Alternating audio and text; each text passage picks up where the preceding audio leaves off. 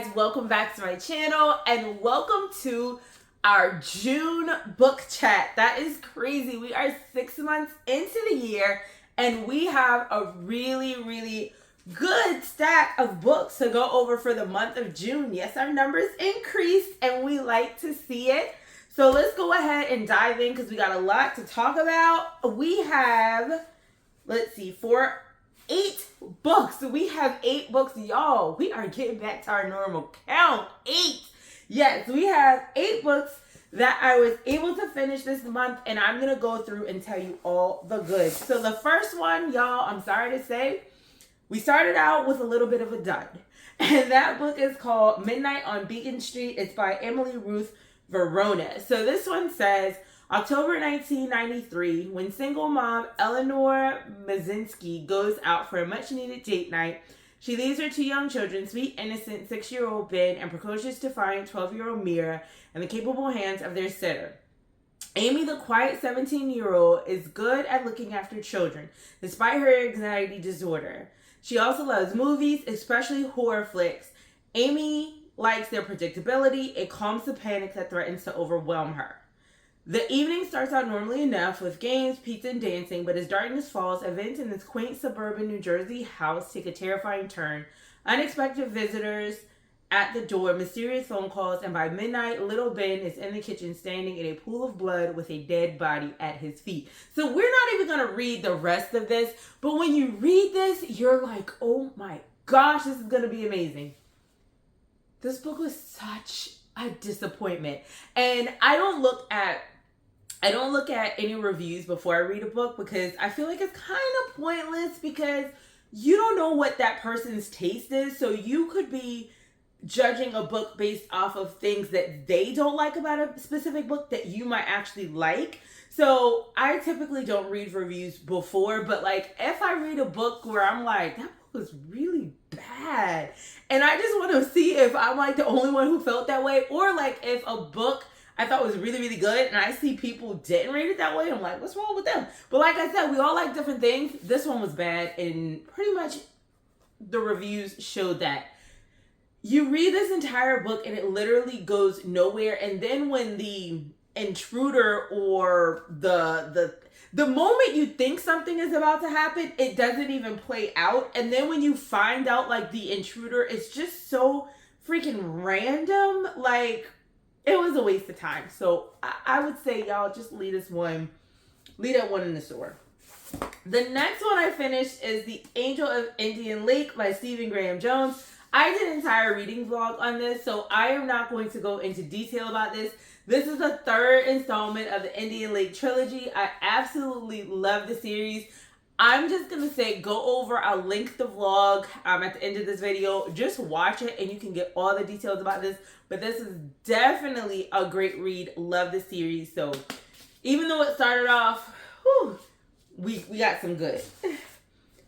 Now, the next one is Beware the Woman, and this one is by Megan Abbott. So, that's what, honestly, I'm not going to lie, I'm trying to remember what this is about. Okay, let's see. That's what JC's mom, honey, I want you to have everything you ever wanted. That's what JC's mom always told her, and finally JC did. Newly married with a baby on the way, JC and her husband, Jed, embark on their first road trip together to visit his father, Dr. Ash, in Michigan's far-flung Upper Peninsula.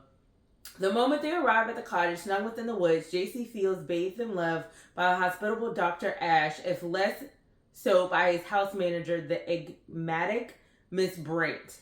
But their endemic first days take a turn when JC has a health scare. Swiftly, activities are scrapped and all eyes are on JC's condition. Suddenly, whispers about Jed's long-dead mother and complicated family history seem to eerily impinge upon the present, and JC begins to feel trapped in the cottage, her every move surveyed. Her body under the looking glass. But are her fears founded, or is it simply paranoia or cabin fever, or as is suggested to her, a stubborn refusal to take necessary precautions? The dense woods surrounding the cottage are full of dangers, but what if the greater ones are creeping inside? So, okay, I do remember what this is about. It was okay. Like, I definitely didn't see the twist coming. Like, I was really surprised at, like, the ending. I will say I feel like it took a long time to get there. And I get that they may have been trying to like build the story, but I feel like they could have did that a little faster. The other thing, I was sitting there thinking like there's so many people who knew something was weird, but why didn't, and they dropped hints, but there were literally people who were like, they just knew, but it's like, are they, I feel like they could have just sat down and been like, hey, this is what you need to do because this is what I know. But it's also like maybe people stuck around just to be protected. I don't know. It was okay. It wasn't my favorite read. And like I said, I really couldn't remember what it was about. But it was a decent book. So there's that. Now this one, The Last Murder at the End of the World. It's by Stuart Turton. I really like this book. I read his other book, The 7.5 Deaths of Evelyn Hardcastle, and I enjoyed that one as well. So I did pick this one up. This one, to me, it's definitely giving you the suspense and it's not thrilling, like your heart's not going to be beating out your chest, but it's definitely suspenseful because you're trying to figure out what this mystery is. But it's definitely more mystery than scary. So it's like mystery, suspense, but in the sense of trying to figure out a puzzle, not, oh my gosh, I'm scared.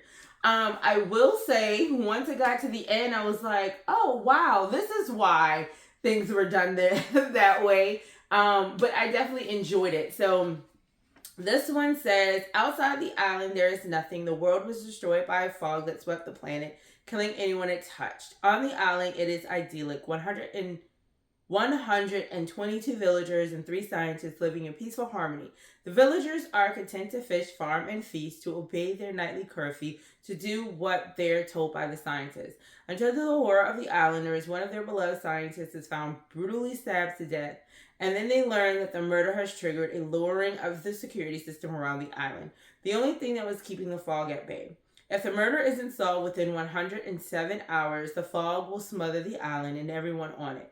But the security system has also wiped everyone's memories of exactly what happened the night before, which means that someone on the island is a murderer and they don't even know it. So one thing I will say about his books, he did the same thing in The 7.5 Deaths of Evelyn Hardcastle, this whole memory disappearing thing. And I do like it because these people are just trying to piece things together by different like interactions. So overall, very, very good book. If you like things like that, trying to figure out the why, trying to figure out the purpose, this is really a good one for you. Now, When No One Is Watching by Alyssa Cole. So this is actually a Black author, so shout out to her. She doesn't typically write thrillers. She has many other books, but this is her debut thriller.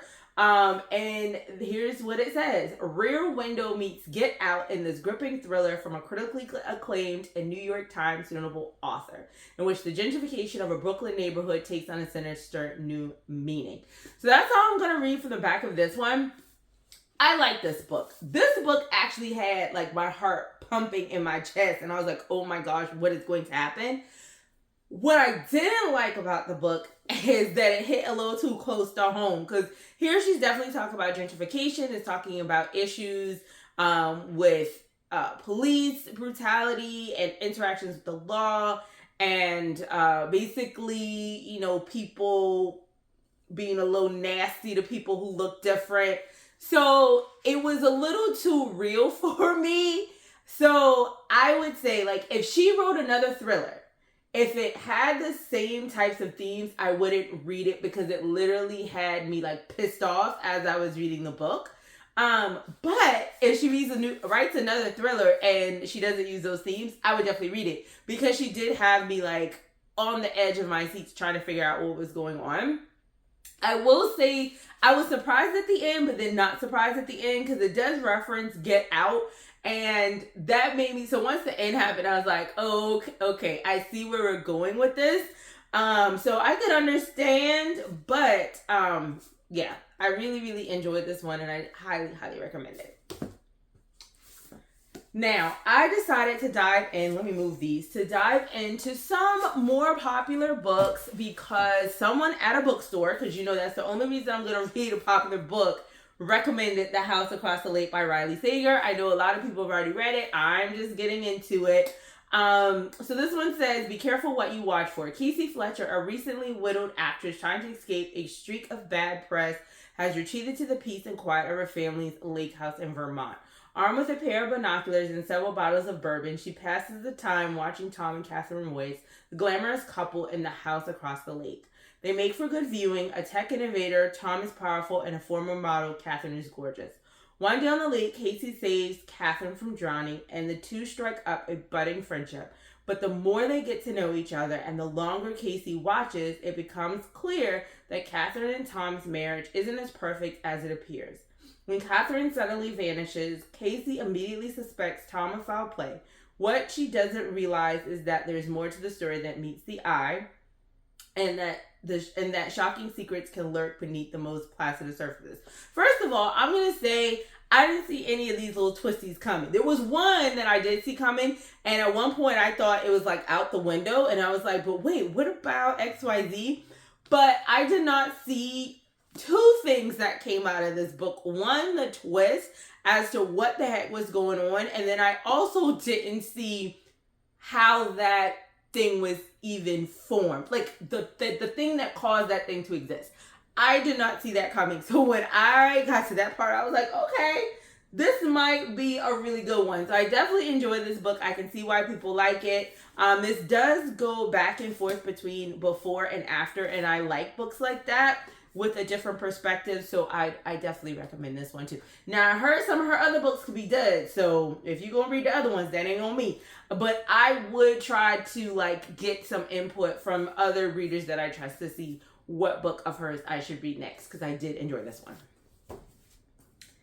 The next one, Sharp Objects by Gillian Flynn.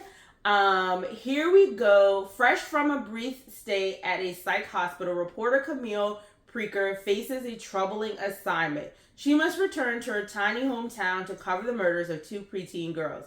For years, Camille has hardly spoken to her neurotic, hypochondriac mother or to the half-sister she barely knows, a beautiful 13-year-old with an eerie grip on the town. Now installed in her old bedroom in her family's Victorian mansion, Camille finds herself identifying with the young victims a bit too strongly. Dodged by her own demons, she must unravel the psychological puzzle of her own past if she wants to get the story and survive this homecoming. Now, I will say this book is pretty heavy on essay and, young teenage interaction. So just be aware of that. I did like the book though, but some of it was just a little, I don't know. It was just some of the scenes that they painted where I'm just like, okay, this is a little too much, even though you mother-daughter or whatever. I was just like, I don't know. But the book was good. I did not see the twist coming. I definitely thought I knew what it was going to turn out to be, and then it twisted itself and it was something different. So I definitely appreciated that. And overall, I enjoyed this one. So recommend. The last one, yes, reading another popular author, The Locked Door by Freida McFadden. Some doors are locked for a reason. While 11-year-old Nora Davis was up in her bedroom doing homework, she had no idea her father was killing women in the basement. I'm going to leave it there because I actually did a reading vlog on this one. So by the time you see this video, you should have already seen the reading vlog. But I did enjoy this book, but you can get all my thoughts there. I will say, I see why people like Freida McFadden. It's a cool little go-to, but I don't think it's the best thriller in the world, but it gets the job done. So those are our 8 books that we read this month. I am going to say I did implement some other tips just to kind of help me get back into reading, because like, if you guys saw the last couple of book wrap-ups, I was just like, I have not been getting in as much reading and as many books read. So this month, I did 2 things. I actually set a reading timer for 3 hours because my goal is to read at least 3 hours a day. Now, do I actually read the entire 3 hours? Not every day, but more days than not, I actually meet the 3-hour goal. And I'm not sitting down and reading for like 3 straight hours on most days. Like if it's a weekend, I might, do that. But normally it's like I'll turn it on I read for 30 minutes or I read for 15 minutes. And my thought is, if the timer hasn't gone off, I still have time. So if I'm just sitting around my house, it's like, what am I doing where I'm not making time to actually read? So that's actually been really helpful in helping me get back to my reads. I've been giving myself my reading time like I was doing when I initially started reading. The other thing I did just to spice things up, and you guys saw this when it started, I actually let a number generator choose the books that I was going to read. So instead of just reading them in the order that I bought them, I did that. So that was kind of fun because I was like, I don't know, like before I could just look at the shelf and I knew exactly what I was reading next, which I am excited about all the books on my TBR. I don't have any books that I don't want to read, but this was kind of cool. And I also, so I guess I did 3 things. I also read multiple books at a time because one thing I was doing was I had to get through a book. If I started that book, I was only reading that book and I wasn't reading another book. Now, one reason I do that is because sometimes I do get like kind of confused. Like when I first started it, I was like, wait a second, why is this character, like, does this book have the same character as another book? I had totally like spaced on the fact that I was reading like a different book. So it did take some getting used to. Sometimes I'm like, wait a second, where am I in this story? Where am I in that one? And try not to get the things confused because I only read thrillers. But I did find that it helped me if I was reading a book that was taking me a little longer to get into. I wasn't trying to push through because then I would read like, instead of reading for 30 minutes at a time, I would only read for 10 because that book maybe just didn't grab me at the beginning. So that has definitely helped me be able to get out my book count. So you guys might want to try those tips if you are struggling to get your book count up. But we're super happy about our stack of 8 and we're going to continue to read. But it doesn't matter how many books you guys read, of course. Just read something. Tell me if you've read any of these down below. Tell me what you're thinking about reading for July. I can't wait to see what we get into the month of July. So thank you so much. My name is Sarah. If you're new here, please join the family. For those of you who keep coming back, thank you. And I'll see you in the next one.